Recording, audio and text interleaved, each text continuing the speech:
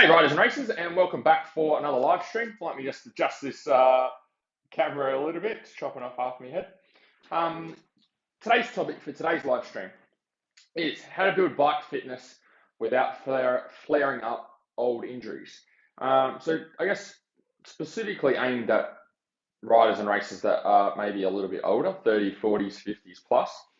Um, if you've been around in the world longer, especially if you've been riding for a longer period of time as well, chances are that you have some type of lingering injury or something that's happened in previous years that affects what you can do with your training, affects what you can, certain things that you can do. So you might have had, for example, you might have had something happen with your knee. Hey, Andrew, a few years back or when you were younger, and when you go for a run, you know that if you start running flares up your knee, so you tend not to run.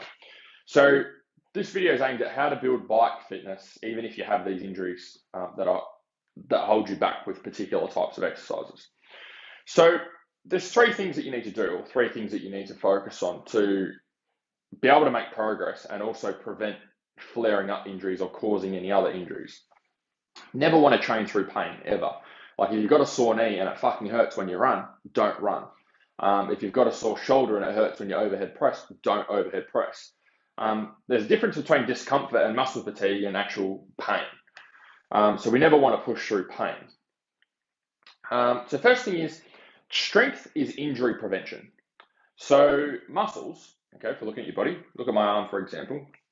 Got my bicep, got my tricep, got my shoulder, so my deltoid, got traps.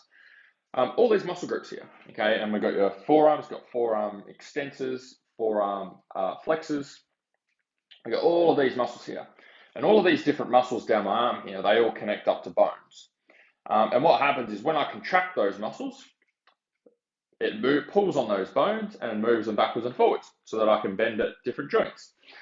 So when we talk about having strong joints and trying to prevent injury, whether while we're riding or while we're training, our first goal has to be is we have to build strength in our body. So for example, if I don't have any muscle here, I don't have any muscle in my arms, any muscle in my forearms, what happens is my joints and my bones are exposed. Okay, there's nothing there. There's no protective layer around the outside to protect my bones. There's just bones there, okay, without any muscle around the outside. So the more muscle that we can build around the outside of our bones, the more support, okay, it's more of like a protective layer or a protective sheet that we put around our joints. The other thing that happens is when you strength train and you get stronger, it actually increases the strength and the density of your bones as well. So because the muscles that we have pull on the bones, what happens is when we lift weights or we do strength training, there's these little micro flexors that happen in the bone. So we're not breaking bones. There's little micro flexors that you're not even going to notice when you go and train. And so what happens is when our body goes through these micro flexors, when we're using weight, is the bones adapt to this load. And they get stronger and stronger and stronger and stronger and stronger the more we do these micro little flexors with our bones. And the way we do that is through strength work. So we want to get our bones stronger, and we want to make sure that we have a protective layer around the outside to keep our joints and our bones as safe as we possibly can. If you do those two things, then you've done what you can. You've done the best you can with your training to help to minimize the chance of injury. So like if you come off on the bike and we've got your bones 20% stronger, 30% stronger, the chance of you having a broken bone is going to be much less. If you put on a little bit of muscle mass, you'll get a little bit stronger. Your joints have a lot more support. So we reduce the chance of you getting a sore knee from getting your foot caught in a rut or, twisting your ankle. Just little things like that. So the best way to build strength is through using easy movements like back squatting, could be deadlifting, bent over rows, overhead press, which you can do with a bar. They're quite simple movements. There's nothing technical, nothing spiffy that you need to do. You don't need to stand on a Bosu ball and try and do handstand push-ups.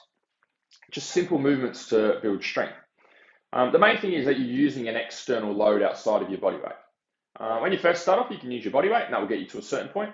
And then we need to transition and start to use some external load. So the more external load we can use, the more we can get your muscles working and the more support we can give your body.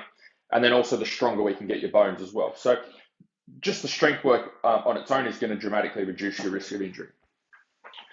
There was research. I've tried to find this research paper before because it illustrates this point with strength really, really well, but I've saved it somewhere. I've got no idea where it is. But the overall research was they did a study with, I think it was with the NRL, with the rugby, and they had a look at all the teams, and they got all the strength numbers from all of the teams that were in the NRL. I'm pretty sure it was NRL, if I remember correctly.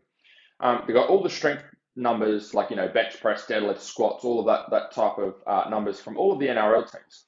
And what they found is that the strongest team was the highest performing team. The weaker teams were the lower performing teams.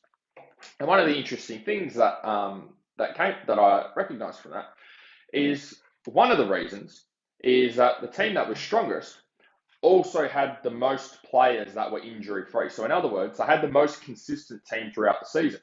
The teams that were further towards the back, that were weaker in strength, were less consistent with having the same team each week. So obviously it makes sense. If all your best players are injured and you're playing your bench guys all the time, then you're not going to have a consistent team, and that team's not going to get better together, so you're not going to perform as well at the end of the season.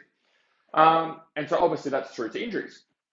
So rugby, very high impact sport. So if we can take from that research that's been done, is that the rugby players that were stronger, were more consistent, and played more games and performed better, then we can take that for ourselves as riders and racers, whether it's enduro or motocross, and go, okay, if I get myself stronger, that's going to reduce my chance of having an injury, whether that's on the bike or coming off the bike. Second thing is your cardio work is fatigue prevention. So one of the majority of crashes happen at the end of races, right? Not at the start of races. And you would think, okay, let's say for a motocross event, you've got 40 guys going into one corner.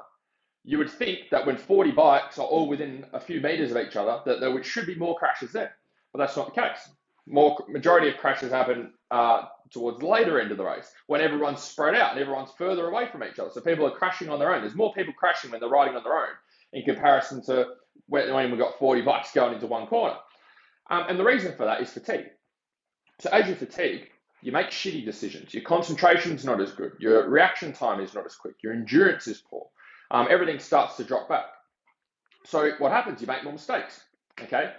Instead of getting the front wheel in the rut perfectly, it jumps out. Instead of jumping a jump perfectly, you hit the kicker on the side of the jump. Instead of getting over the back of the bike and being able to get out of trouble, you let the bike kick you forward and you get into trouble. All of these types of things you get arm pump at the end of the race. All these types of things affect how you perform on the bike, how you think and how you feel, and the decisions you make, and how quickly you can make those decisions. So you end up having more crashes and get more opportunity of getting hurt. So what we want to do is reduce the fatigue that you get. How do we do that? We improve our cardio. So the best way to improve our cardio for racing, use interval training. Short, sharp bursts of high intensity training. Okay, so if you've got a rowing machine, do 30 seconds on, 30 seconds off for 10 minutes. The reason racing is so hard is because of the intensity of racing. Okay, you might go over a jump and you get a bit of a rest, then you got a really rough section where it's really hard, then you go around a corner with a big berm and you get a rest, and then you go through a whoop section and it's really rough.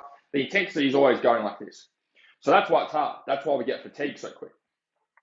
So interval work can be great. You can use a cycling bike as well. If you like doing hill sprints, go do some hill sprints, go a minute to the top, flat out as hard as you can go, and then come back down. That's all there is to it with the cardio side. At the end of the day, strength is great for muscling the bike around, but what will happen is if you don't have the cardio, you don't have the endurance. You can't recover from those efforts of strength. So what happens is your strength might start up here at the start of the race, and then because your cardio is not there, your strength drops off like this. So the bike, at the end of the race, the bike feels 2, 3, 4, 5 times heavier than what it felt at the start. You can't put it into position or throw it around like you could at the start. Not because you're any weaker, just because you're fatigued. You haven't recovered from the previous efforts of strength that you've used when you've been on the bike. So the better we can get your cardio, what happens is your strength starts to drop off like this. Okay? And what that means is you don't fatigue as much, you make better decisions on the track, you're faster, you enjoy your riding more, you get better results, but more importantly, less crashes, less injuries. You can be more consistent with your riding. Same as the rugby team, right? If you have less injuries and you can ride more, your riding gets better because you're riding more. You're not spending most of your time injured or hurt. Third thing is nutrition is also fatigue prevention. So if you don't fuel yourself properly and put the right foods in, your performance will go like this. because your endurance isn't there. Okay, you've got nothing in the tank. So what we want to do is fuel you up with the right foods so that your endurance can be like this. Okay, you can hold on to that strength, hold on to that fitness all the way through a race. So how do you do that? Eat some simple carbs before you go and race. Have a piece of fruit, have a carb drink. How do we recover from every race? Have a protein shake or half a protein shake, depending on how long you ride for, and have that with either water or with some Powerade. Okay, simple solution there, simple quick tip that you can implement this next ride. If you do enduro rides, swap your water out for Powerade and come back. Put coconut water in there instead, something with sugar and electrolytes in it, instead of just plain water, which is going to help, but not as much. And ultimately, that's what we're working on. So the whole idea is when you want to build bike fitness without flaring up old injuries, okay, you need to do the right exercises in the gym to get stronger. If we can get you stronger, makes your bones stronger, gives more support to your joints. Okay, we have to do strength training. Do not neglect strength training, especially as you get older. People tend to neglect doing weight training. That's when you need it more because your body is breaking down. Your body is more fragile, more brittle than what it was when you were 20, 18 years old. So the strength work is really important. Second is cardio. Do the right type of cardio. Do some interval work. Don't be scared to get your heart rate up. Okay, get your heart rate up. Get your body comfortable working at high intensity because that's how it's working on race day. And then third is nutrition. So nutrition is fatigue prevention as well. If you eat the right stuff, you're going to have energy for longer periods of time.